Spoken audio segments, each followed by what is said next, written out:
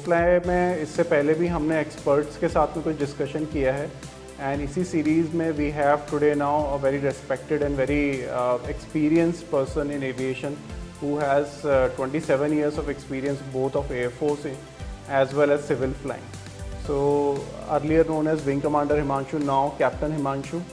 So welcome Captain Himanshu. Thank you. And so ये बहुत अच्छा रोल मॉडल है बच्चों के लिए क्योंकि इन्होंने NDA स्कूल के बाद में then air force academy then air force में एक अच्छी लंबी जर्नी करी। उसके बाद में ये टेस्ट पायलट भी थे एयर फोर्स में, जो कि बहुत ही रिस्पेक्टेड पोजीशन होती है एयर फोर्स में। Thereafter for last 5 years ये इंडिगो में पायलट हैं और इंस्ट्रक्टर भी। So I request that if you can introduce yourself. Thank you Anuj for calling me for this venture of yours. It's my honor. So I'm Captain Himanshu Kulshrestha, and I had started my journey after 12th class. I joined the National Defence Academy, and after the Air Force training, I got commissioned into the Air Force as a fighter pilot. And I operationally flew the MiG-21, MiG-23, MiG-27. I was in these operational squadrons. And during my journey, I also qualified to become a flying instructor. And so then I started training the cadets to become pilots. And further down the line, I also became a test pilot, and I was there as a test pilot for almost 10 years, last 10 years of my service. And after a total 22.5 years in the Air Force, I retired from there, and thereafter I joined Indigo. And now I've been with Indigo Airlines as a captain and also as a flying instructor at Indigo for the last 5 years. So that has been my journey in the. What do you think is the right motivation बच्चों के लिए कि NDA करना है? तो बच्चों का usually fascination होता है कि we want to join air force. Okay, so what do you feel is the right motivation, और अगर उनको ये है तो उसके बाद में what are the steps they should take? देखिए, डिफेंस फोर्सेस में जाने के लिए बहुत सारे लोगों के अलग अलग तरह के मोटिवेशंस होते हैं। कुछ लोग होते हैं जिनको सिर्फ सर्विस फॉर द नेशन का एक जज्बा होता है, जो कि बहुत अच्छी बात है। एंड उस जज्बे के लिए ये बहुत ही अच्छी अपॉर्चुनिटी है if you join the national defence academy और you join the defence forces by other entry points also. And इसके अलावा स्पेशली एयरफोर्स के लिए लोगों का मोटिवेशन होता है to become a pilot, to have that pleasure and the challenge of flying which is there. So ये अलग अलग तरीके के मोटिवेशन होते हैं, but whatever be the motivation, joining the Air Force, you can join through the National Defence Academy after your 12th class, और आप एक बार आपने अगर ग्रेजुएशन कंप्लीट कर ली है तो ग्रेजुएशन के बाद में एक और UPSC ही कंडक्ट करती है एग्ज़ाम, CDS का एग्ज़ाम होता है, और एयरफोर्स एक अलग से कंडक्ट करती है which is the AFCAT, air force common entrance test. So ये अलग अलग एंट्री पॉइंट्स हैं by which a person can join the Indian air force in the flying branch. And flying branch के अलावा अगर सिर्फ सर्विस टू द नेशन है, air force itself has other branches like the ATC, admin, meteorological department, engineering. So all these options are also available within the Air Force.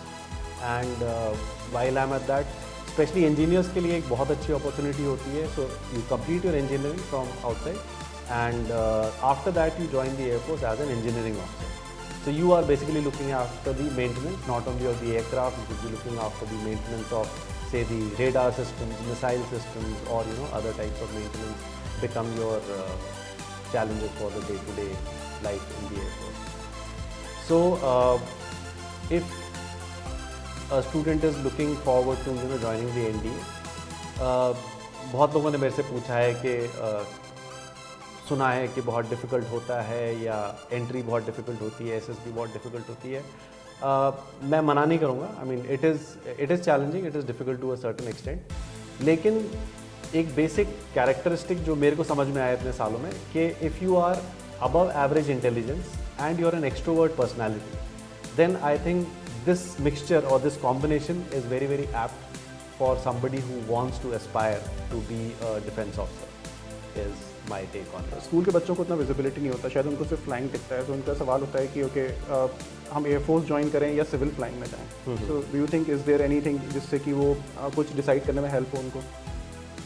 देखिए, air force और civil flying दो बहुत ही अलग दुनिया है। एक कॉमन चीज़ जो है इसमें वो है फ्लाइंग, कि यहाँ पर भी आप फ्लाई कर रहे हैं और सिविल में भी फ्लाई कर रहे हैं, लेकिन दो बहुत ही डिफरेंट लाइफ्स हैं, दो बहुत ही डिफरेंट टाइप्स ऑफ फ्लाइंग है, एंड दोनों के अपने अपने चैलेंजेस हैं. देखो लाइक अगर आप एयरफोर्स में हैं तो एयरफोर्स में let's say you have the option of becoming a fighter pilot और ट्रांसपोर्ट पायलट और a helicopter pilot. So these are 3 branches within the flying branch that we have. So like I would say, now if you become a fighter pilot within the Air Force, that itself is a very very challenging and very great thing, I would say. And the challenge and the fun of flying is, I think, the epitome of that is to be a fighter pilot. So I will not deny that. And I've had my share of fun and great flying. You know, amazing close formation, low level, air to ground bombing, air to air combat. So all those things you get the opportunity, and all those things I have done. So it has been a great fun and challenging journey at the same time.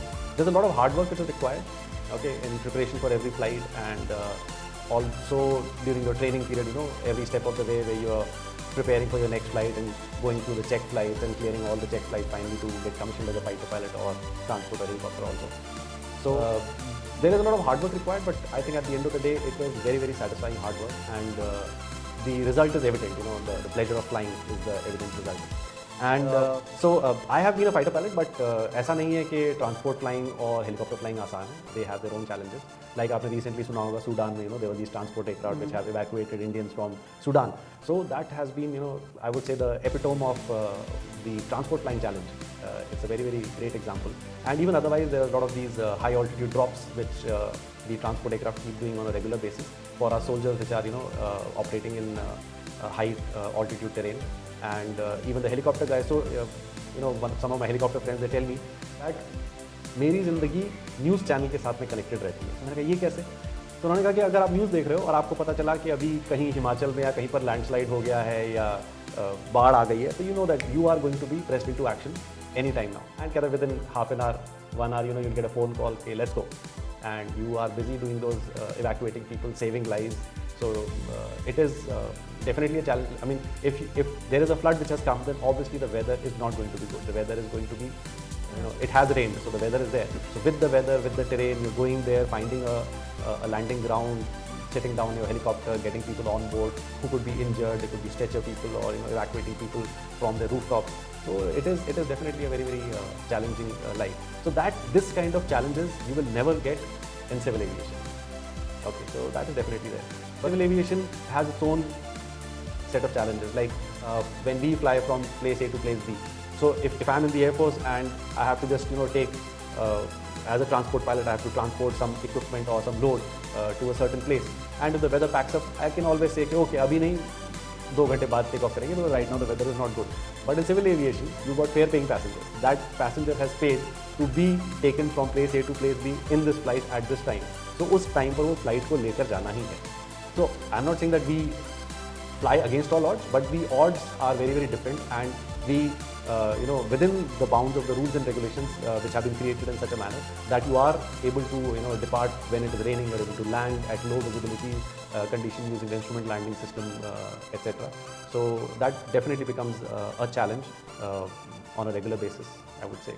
So it is different, but yes, both of them have their own adventures and challenges, I would say. मुझे एक बहुत ही interesting difference जो मेरे को समझ में आया जब when I switched over from the Air Force to the civil aviation, वो ये था कि as a Air Force officer, so you know there's that suffix officer which becomes a very very important thing, because an officer is not only a pilot, he is an officer who has उसका एक जिम्मेदारी का एक दायरा है.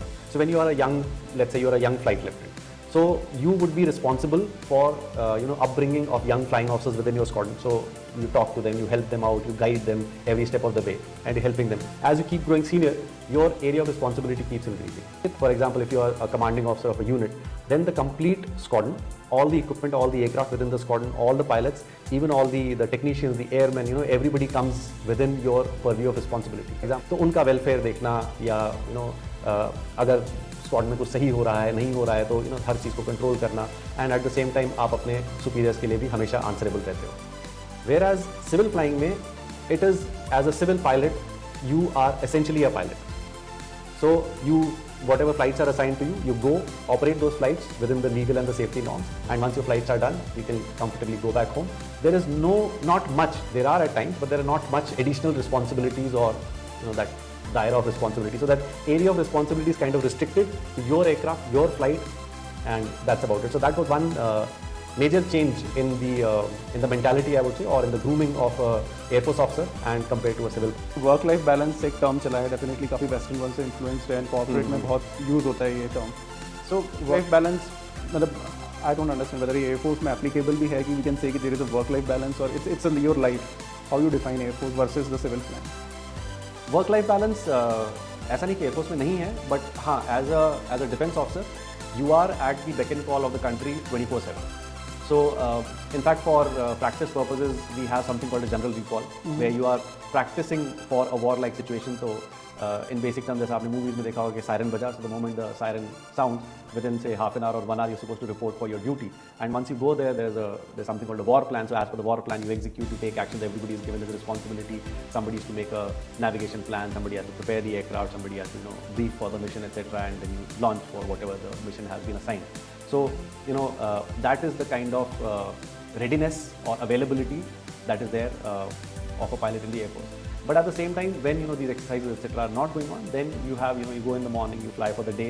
If you have night flying, then you go back again for night flying. Otherwise, probably the evenings are generally free. In normal routine, Saturday, Sundays are holidays as a general thing, and the national holidays, the gazetted holidays are also off. So that is the kind of routine that is followed within the Air Force. But in civil civil flying flights do not stop for Holi, Diwali, New Year or Saturday, Sunday. The flights keep going on every day. So the company will manage the rostering of the pilot so that every pilot gets adequate rest in between. They do get their weekly offs, which may not fall on a weekend but can fall on a weekday. But at the same time, with adequate rest in between, they will be rostered for various flights. So that the company manages, and the best part is that you generally are aware of your flight schedule for the next 15 days or 1 month, depending from company to company and aircraft to aircraft. So you have the visibility that in next 1 or 2 weeks or maybe more, these are the flights that I'm going to operate on so and so day. So rest of the life you can plan accordingly. तो पता है कि आपका off day किस दिन आने वाला है या किस दिन नहीं है. So you can create your work-life balance in that manner. So that is how I would summarize the work-life balance in the two organizations. In any armed forces, including Air Force, you are already your life is surrounded physically. You are into that environment only. Yes. You are barely coming out of that, like कहते हैं ना कि settle आपका जो पूरा जो township होता है, so it's your world, right? Absolutely. So you're the whole force, as you said, when you are commanding officer, even if the junior rank people also, like the officers also. So it's the whole family. कभी कुछ function हो रहा है, कभी किसी की party में जाना है, तो it's like you behave like a family. I have witnessed that. ये मेरा पोस्ट मेट है, okay, now he was there with in this posting में मेरे साथ में था. So that bonding is there definitely, which I do not know the civil में कितना होता होगा. तो एयरफोर्स में हम कहते हैं that your colleagues are your friends and your friends are your colleagues. Okay, so that's a very common adage that we use. So the day you go to the squadron, the same group of people, the officers in your squadron, you're flying with them, you're having breakfast together, you're having lunch together, and after that, when your work day finishes, you come back home, you spend some time with your kids and wife and kids, and let's say शाम को आप walk पे निकले with your wife, and you decide, okay, let's go to somebody's place and have a cup of tea. So you will drop into somebody's house that he's one of the same people whom you were working with, or maybe शाम को there's somebody's farewell party or somebody's welcome party. So it is the same group of people that you're going to meet in the evening during the party. So you're kind of working together, you're having fun together, you're almost living together within that Air Force station, within the officers enclave, as we say, which most of the Air Force stations have.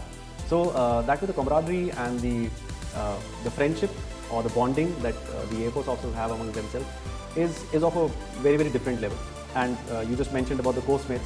So for me, my Air Force course mates are kind of my blood brothers for the rest of my life. I may not be in touch with them, but anytime if I have any requirement, I can just call up any of my course mates and they will be ready to help me out wherever they are in whatever capacity they are. So that way, the bonding that we develop while spending those 3 years in the National Defense Academy or later in the Air Force Academy, that bond I don't think has any kind of parallel in not just civil aviation, in any kind of other lifestyle. I don't think that kind of bonding can ever exist. Really nice to hear that. Because first time actually I am interacting with a person on these topics. What are the timelines you took, like for the how much time in NDA, then in the Air Force Academy to reaching? I just want to explain to the kids that fighter pilot banna is not just like piece of cake. You have to there are certain checkpoints you have to clear, and repeatedly these things will come. National Defense Academy you join for, so that's the period is 3 years. And so that 3 years is divided into 6 terms of 6 months each. So every term for 5 months you are in the academy, and 1 month you have a break when you come back home, and then you join the next term for the period of 5 months and so on. So the term is generally from say June to December and January to June are the terms in the National Defence Academy. And it's a tri-service organization. So Army, Navy, Air Force, all cadets are trained together in the National Defence Academy. And for the first 5 terms, the training syllabus and all the training, everything is identical, and you train together. So, so as I said about that bonding, so not only my Air Force course mates, even if I have an Army course mates or a Navy course mate, they are still my blood brothers for life. And so in the last 6 months or the final term in NDA is where we start doing the service specific training. So during those service, so rest of the training, the physical training, etc., everything goes on, but there are certain periods in your schedule which are termed as service periods. So during these service periods, the Army cadets go to a place which is called the Army Training Team, the Air Force cadets go to the Air Force Training Team, and the Naval Training Team, as the case may be. So there your service specific training starts. So as far as the Air Force cadets are concerned, during this training, when I was a cadet, we used to fly the gliders, but now they have something known as a part glider available in NDA, it's a Super Demona. So that is what the cadets fly in the last 6 months at NDA. Having completed the NDA, so in NDA your rank is a cadet. So just to get back to the rank thing, it's something very touchy with all the defense officers. Like somebody addresses me as Mr. Himanshu, don't call me Mr. So when I joined, from the moment you join NDA, you are cadet so and so. So cadet is your rank. Once we go to the Air Force Academy, we become flight cadets, and the Army officers become gentlemen cadets, and so on. So after becoming flight cadets in the Air Force Academy, there is another, we underwent another 1 year of training before we got commissioned. And at the time of commissioning is the point where the trifurcation also happens. So for the flying branch, you're trifurcated into fighters, transports, or helicopters. So that's going to be your stream within the flying branch for the rest of your life. So I got commissioned as a fighter pilot. And so this training pattern has now changed slightly, wherein the trifurcation happens after the first 6 months of basic flying. So basic flying now is done on the aircraft called Pilatus. It's a turboprop single engine aircraft. And having completed that, trifurcation happens after 6 months. After the trifurcation, the fighter flight cadets, they start flying the Hawks.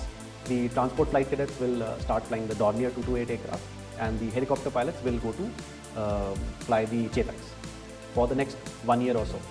In between, at the end of the 4th year of training, that is 3 years of NDA plus 1 year of flying training, you will get commissioned. So that is the time your rank as a commissioned officer becomes flying officer. So that's the first rank that you pick up. And so subsequently, from flying officer, flight lieutenant, and squadron leader, and commander, and so on, you keep rising in service. Okay. So can I say that there are 3 years of NDA and 1 year of Air Force Academy, the 4 years it takes to reach to the... So that's a landmark point where you're getting commissioned, but your training is still not over. So you've done 6 months of Pilatus, 6 months of Hawks, then there is another 6 months of Hawks still remaining, so that you complete as flying officers, and then you are posted to your operational squadron, which could be a Su-30 squadron or a MiG-29 or a Jaguar or whatever the case may be. So then people are sent to various squadrons. Similarly for the transport pilots also, once they complete about 1 year on the Dornier aircraft, then they are sent to various transport squadrons. The pilots even talking about that, okay, it's their dream to become a test pilot, or they always see that in the civil side, in India there are hardly any test pilots, so they see, okay, Airbus has a test pilot, or a Boeing has a test pilot, okay, but you have actually lived that life. So can you just tell us that what exactly the test pilot means? So there are essentially 2 types of test pilots. One is called the experimental test pilot, which is PTP, and a prototype test pilot, PTP. So I'll talk about the PTP first. The prototype test pilot is essentially like if there is an aircraft production facility. So essentially a factory which manufactures the aircraft. Now once these aircraft are produced and they are to be sent to the end user, which could be Air Force or depending on whatever it is. So the production test pilot will check each and every aircraft which is coming out of this factory. And obviously they will have a certain profile which needs to be flown and certain test points. The aircraft needs to be checked out for various parameters. So they will fly those aircraft and check out. So it could be a single flight profile, it could be a multiple flight profile, and if there's any shortcoming which is found on that aircraft, then it goes back to the maintenance and they will rectify it and get it back. So the aircraft has to be certified perfectly fit and fly worthy by the prototype test pilot before it can be sent to the end user. The other category, the experimental test pilot, so that is encompassing the test flying of either a brand new aircraft which is from the design board, it is being designed and built by an agency, or it could be a modification which has to be carried out on an existing aircraft. So it could be an avionics modification, it could be a new weapon integration, or some new equipment which has come, the country has bought, and that needs to be integrated on a particular type of aircraft. So all those integration or prototype testing is done by an experimental test pilot. What was your experience as a test pilot? So I was an experimental test pilot, and I had the opportunity to work on various projects. So about 10 years I was a test pilot, and so I worked on the MiG-27 upgrade, which was an avionics upgrade for the Russian MiG-27 aircraft. Then we have this airborne early warning and control system aircraft called the Netra. So it was a Embraer 145, which is a Brazilian aircraft, and this project was handled by DRDO. So what the country did was that we procured these aircraft from Brazil and modified these to fit a planar array radar on top of it, mounted on top of the aircraft, and there were these control stations like the ATC controller. It's like an ATC controller sitting inside the aircraft. So these control stations were created inside the aircraft, and using which the fighter controllers. So when this aircraft is flying, it is going to have a much bigger area of detection and pickup. So it can pick up the enemy aircraft, it can pick up its own aircraft, and then these fighter controllers which are sitting inside the aircraft on those control stations, they can guide our own aircraft onto the enemy aircraft, or give them area clearance as to if it's a strike going into the enemy territory. So that is the kind of thing. So I was the test pilot for that project, where so here it was a dual kind of a modification. So there was a structural modification because we had to mount the antenna, the major antenna, on top of the aircraft.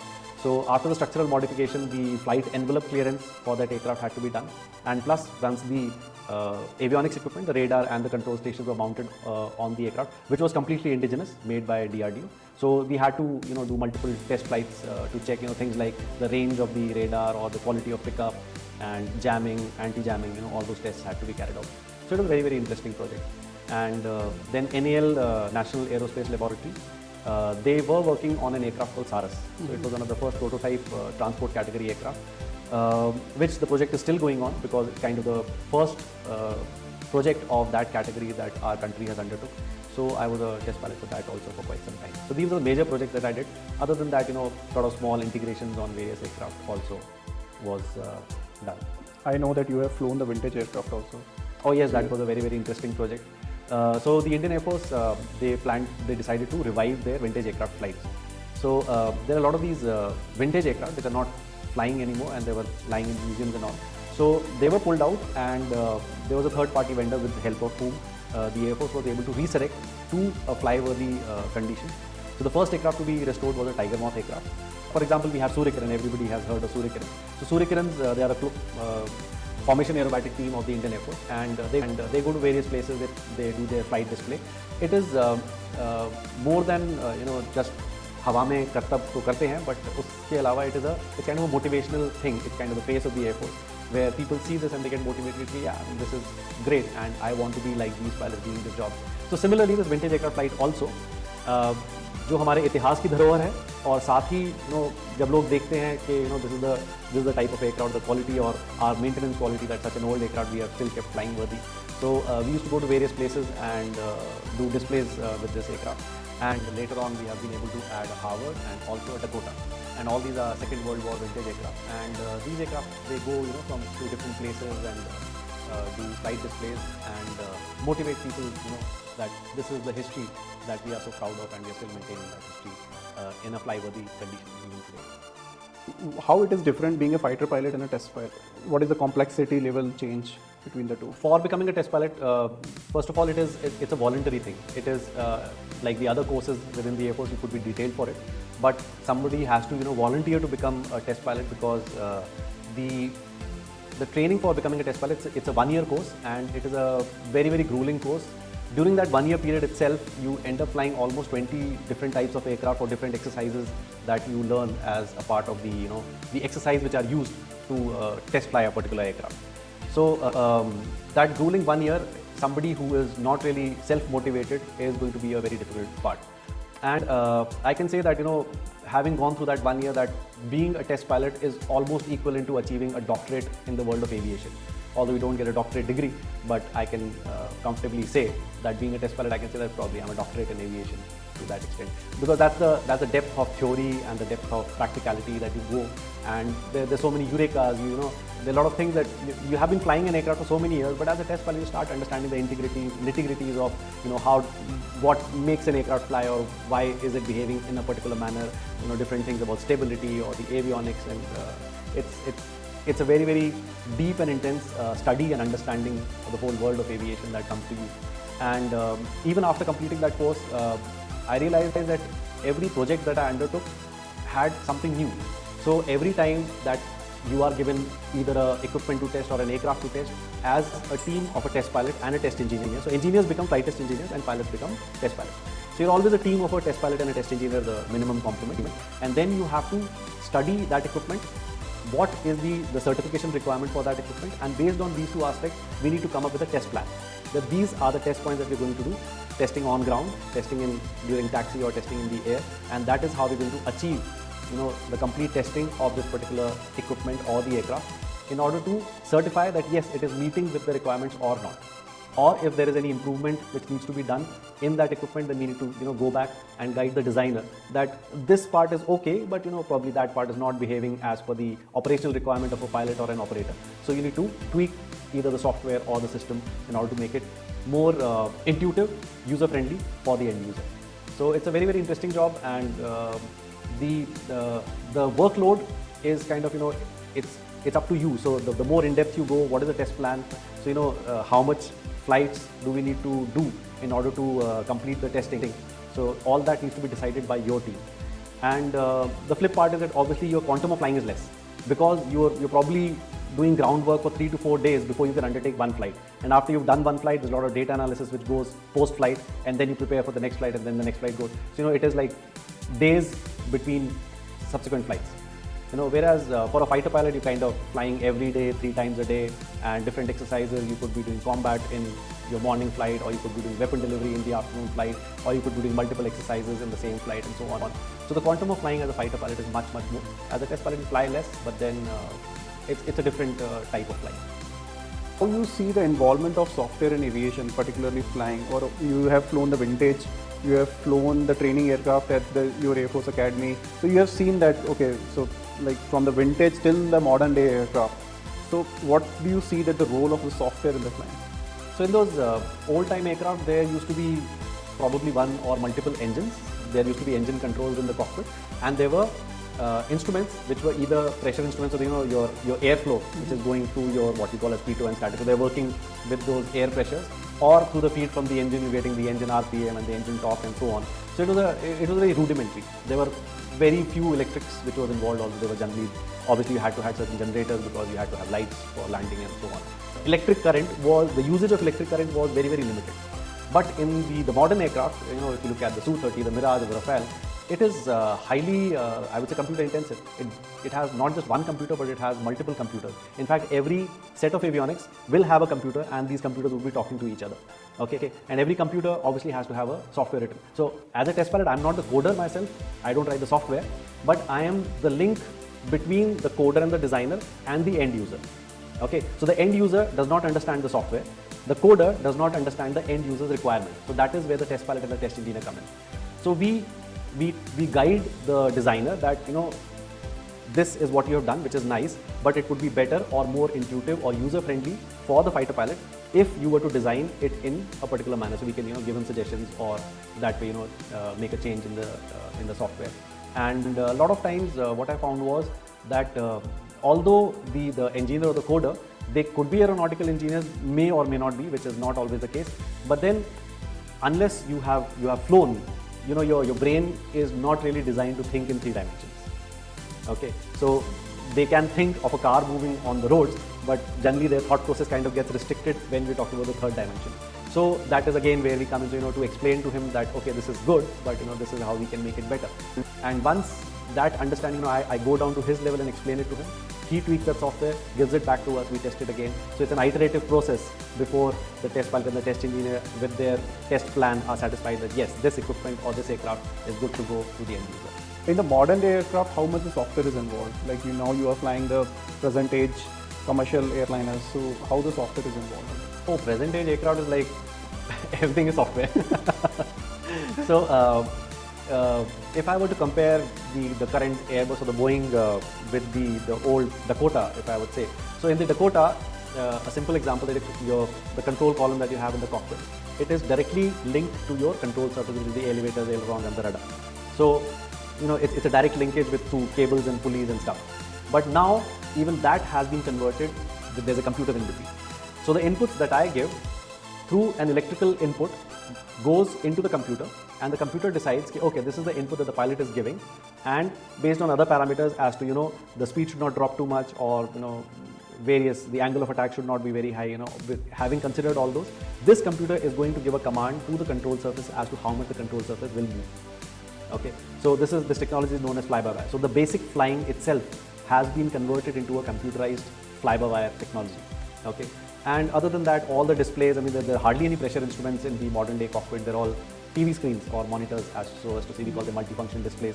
So in all these multifunction displays, your attitude information, your altitude, speed, everything is kind of shown to a pilot in a very, very user-friendly and in a digital format. So everything has a computer in between. Even your pressure instruments have an air data computer in between before the information is displayed to the pilot. So your flight planning, your navigation, that's another navigation computer. So you program your flight plan on the flight management system, which is obviously software intensive and with a lot of computers at the back end. And that is connected to the autopilot. So through the flight management system, the pilot can control the autopilot and guide the aircraft. So the pilot is kind of guiding the aircraft where to go by programming the flight management and controlling the autopilot. Coming to the medical part, so that is a very common question a lot of students ask, and I'm also really curious about it, that okay, medical fitness is imperative for flying. So from your side, that if any inputs you want to give, okay, that if you need to take care of these things for the initial medical and maintaining your medical fitness, because you are flying for last 27 years, so you know that okay, this medical fitness I have to do, and what are the do's and don'ts for that? So for the initial medical fitness, probably I will not be able to answer it completely, but I believe on the appropriate websites you will find all the details of what is the level of medical fitness, as in what is the eyesight which is required, what is the BMI that should be there, and you should be able to probably different parameters you can find. But in general, basic medical fitness is obviously there, and especially if you're joining the Air Force, then you cannot be wearing specs at the time of joining. Later on, as people grow old, obviously at some point they'll start wearing reading glasses, and even far sight glasses do come in, which is permitted at a later stage. But at the point of joining, that is not permitted. In the civil flying, the parameters are different, where you can fly even if you are wearing specs. So that's an example of the difference which is there in both the things. But how to maintain that medical fitness? Maintaining the medical fitness is your own initiative. So there is no, after your training finishes, I mean during the training obviously there is a lot of physical activity that you do, but once you get commissioned as an officer and your life continues, whether you are in civil aviation or in the military aviation, your fitness is your responsibility. So the facilities are available in the Air Force, you can play field games, or you can play squash or badminton or whatever, or you can just go to the gym, run. So all those facilities are there, but it is up to you to take out time and maintain your fitness. So there is no regimen within the defense forces which will ensure that your fitness is maintained. So that's your responsibility. And in civil aviation, it's absolutely the same. The organization or the infrastructure does not provide the facilities, but again, you are responsible for your own fitness. And every year, you have to undergo a medical test, which is not as exhaustive as the initial medical for the selection, but then there is a process that you have to renew your medical fitness every year. Any particular instance in Air Force or civil or both which you recollect, like okay, there are some moments which you like? So I got commissioned in the Air Force in the year 1995, and I was a young flying officer, having completed my training, and I was posted to a MiG-21 squadron. And in 99 is when the Kargil war happened. And I was lucky, I would say I was lucky that my squadron was one of the squadrons which was deployed directly into the scenario. So we were operating out of this place called Avantipur. Avantipur is another Air Force station very close to Srinagar. So we were operating out of there, and now this was all hilly terrain, and unfortunately by that time the Air Force did not have a point of view of carrying out weaponry in hilly terrain. Although we used to do a little bit of training here and there, like we had a high altitude air-to-ground firing range close to Srinagar where we used to practice, but it was not really emphasized that much. But then this war was an eye-opener, and we realized that we were really found, I wouldn't say wanting, but there was more effort that was required. So on the fly, we had to come up with the bombing techniques and different technologies had to be put into action, and there was always a threat of enemy retaliation from ground as well as in the air. Although later on, during the period we realized that there was no air retaliation, but there was definitely retaliation happening from ground. So that had to be mitigated, and so it was a very, very challenging and a very interesting point in my life where a lot of people, they join the defense forces and they retire having not experienced even a single war or a conflict. But I was lucky enough that I was part of the Kargil war, and so through the war I ended up flying about 12 live missions where we dropped different caliber 250 kg caliber and 500 kg caliber weapons, bombs on the enemy territory, on the enemy bunkers that were supposed to be there within that area. So that was definitely a high point in my life. And I also remember that while we were in Avantipur, that is the time I got my promotion from a flying officer to a flight lieutenant. So that also happened at that time. Any instance in the civil side in the last 5 years? When I was a fighter pilot, that time the kind of aircraft that we had, they had very, very basic avionics and so the best equipment that was on board our aircraft was probably a very small GPS which was retrofitted on the aircraft, and the original aircraft even did not even have that. So the kind of visibility, weather conditions, we used to keep waiting for the benign situation where the sky is almost clear before we can fly. But coming to civil aviation, as I said, the passenger has to be taken come what may. I won't say come what may, but up to a much difficult level of weather and ambient conditions. So when I started civil flying, it was a very interesting incident. So my first route check as a civil pilot, when I was being tested to become a captain. So that is the time when I took the weather, and the weather reported by the ATC to me was that there is weather warning for rain, thunder shower, etc., etc.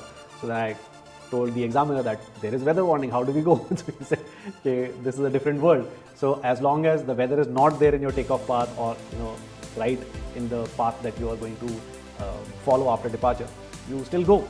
So that was a very different thing. And so when we reached our first destination, and I had to, after every flight, you have to do a walk around and inspect the aircraft from outside. So the first time it was raining cats and dogs outside, so I had to actually put on a raincoat and do the walk around. So when I spoke to my Air Force counterparts later on, I told them, first time in my life I had to wear a raincoat and do a walk around, which was kind of unheard of while I was a fighter pilot in the Air Force. So that was interesting, but so those are the kind of challenges that the civil aviation puts at us. One of the important questions, or I would say that it's just a question from a lot of girls coming out, is that female in aviation. So including the Air Force, because recently one of the girl actually asked me that I want to join Air Force, and I'm not sure exactly that what should be the answer to that, and definitely on the civil side also. So both sides, how you see that the involvement or the growing number of females? That is a very, very interesting question, Anuj. But before that, I would like to ask you a question. Do you know which country in the world has the maximum number of women pilots? Yeah, that's India. Yes, India is the country in the whole world which has the maximum number of women pilots. And which airline in the world has got the maximum number of women pilots? I am not sure. Possibly Air India or No, India. it's Indigo. So Indigo has the maximum number of women pilots in the whole world, not just India. So and I'm very proud to be a part of that organization. And so there is a lot of, the scope of women in civil aviation is exactly same as male officers. There is absolutely no difference. So you go through the same process, get your CPL, get your type rating, get employed as first officer, upgrade to captain, and so on and so forth. There's absolutely no difference, and there's absolutely no discrimination. So that's the best part about civil aviation. As far as the military is concerned, it has been a stepped approach. Like initially, all the military used to be very, it was a male dominion. Women were absolutely not allowed. And there came a stage where they started taking women in ground services, which happened quite many years back. And then they gradually said, okay, we can take them in the flying branch also, but we will take them in non-combatant roles, was the outlook of the defense forces. So like for the army, they will not take women as infantry officers, because that's a fighting arm.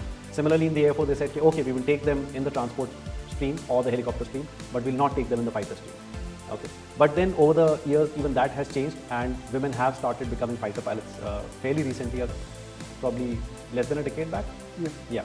So now we have women fighter pilots in the country, and the latest development is that National Defense Academy used to be only boys entry, and even that a year or two back, they have started inducting women cadets into the National Defense Academy also.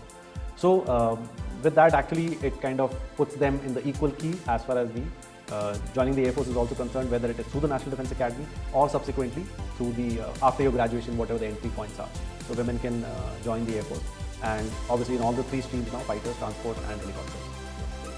The next thing I want to ask is about the training schedule kind of a thing, that versus civil versus the Air Force, that how do you see that the training is different in both? Training for the NDA and Air Force I've already mentioned, but for an aspirant to become a civil aviator, what you need to work towards is getting your CPL or a commercial pilot's license. So that is the basic requirement before you can join an airline and become a first officer, which is a co-pilot. So in order to get a CPL, one needs to enroll with a flying academy, which a lot of government and private academies are available all over the country. And they will help you and guide you through the ground training, flying training, and based on that there are certain examinations that you need to appear for, which are conducted by the DGCA. So having cleared those exams and having completed your requisite flying training and the tests, at the end of it, then DGCA issues a commercial pilot's license to a person. Now, once this commercial pilot's license, so now this complete training is something for which the person needs to sponsor himself, as in you need to pay for the complete flying training and the ground training, etc. Depending on what the market situation is, having got the commercial pilot's license, so it can happen that the airline employs you as a first officer and the airline will train you on the aircraft which the airline owns. That is a possibility. So this aircraft specific training is what we call the type rating. So this type rating can be undertaken by the airline, but more often than not what will happen is that if the candidate will have to pay and get the type rating on his own. So that would be an additional expenditure that you have. So after you get your type rating, then you are employable in any of the airlines to become a first officer. And once you join the airline as a first officer, you fly from the right seat as a co-pilot for X number of hours, and then during this time you also keep appearing for these exams which are conducted by DGCA to get your next license, which is the ATPL, Airline Transport Pilot's License. That's the basic license that is required to become a captain. So once you get this license, then within your company, the airline itself, you can be upgraded to a captain after undergoing certain ground as well as flying training. So that is the journey of a civil pilot. So as I mentioned, the finances is a very important part of becoming a civil pilot. If I were to give a ballpark figure, probably anywhere between 30 to 50 lakhs would be the expenditure for your flying training till the time you get your CPL, and maybe another 15 to 20 lakhs if you need to get your type rating done if your employing airline is not sponsoring it. So that is the kind of expenditure that is required. Now as far as that is concerned, there is another option which a lot of airlines are offering nowadays, which is called a cadet program. So for example, you don't have a CPL, but you have the educational qualification for that. So let's say you join the Indigo cadet program or some other airline's cadet program, and then the airline will conduct all your training from scratch, get you a CPL, get you type rated, and at the end of the training, if you make the grade, I mean if you fail somewhere, then obviously not, but if you complete your training successfully, then the airline guarantees employing you within the airline itself. Okay, but obviously because of this guarantee and because of the complete package deal, the cost of this is quite high, almost double of what you would be spending otherwise. So it can go anywhere upwards of 1 CR for a cadet program. Since you are an instructor also now in the airline, so you are getting a lot of new recruits in the airline who are joining as a first officer, right? So what qualities do you think they should have when they come into your cockpit? Or it would, like, there might be a thought which is coming to you, okay, if they would be having these qualities, it would be better, right? So if you can just mention some qualities which you think they should have. First and foremost, to be a test pilot, I think psychomotor skills would be the starting point. So for you to find out if you have adequate psychomotor skills or not, probably if you are comfortable, cycling, driving a two-wheeler, driving a four-wheeler, and things come naturally to you and you don't have to consciously think, okay, now I have to press the clutch, okay, now I have to press the brake, but it's kind of happening simultaneously while you listen to music and do other things, which means you have mastered the psychomotors, where you have spare mental capacity to be able to look around, have a situational awareness of what is happening around you, even listen to music or talk to other people within the vehicle. So that is how you can judge your own level of psychometry. Beyond that, obviously a lot of hard work is required, wherein you need to study a lot because you have to clear those exams, and once you are converting onto a particular aircraft, doing the type rating, you need to learn a lot about that particular aircraft.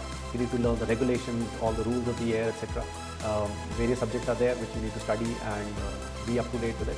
And obviously while you are a trainee and not just a training, even later on in life, you always have to be in the receptive mode, because the whole aviation is such a vast subject and such a vast thing that nobody can say that I know it all. There's always something new to learn on every step of the way, every day. So that that humility and that receptivity has to be there always, and the zeal to learn. Absolutely right, because I see it like the sky is vast, so the aviation is. Yes.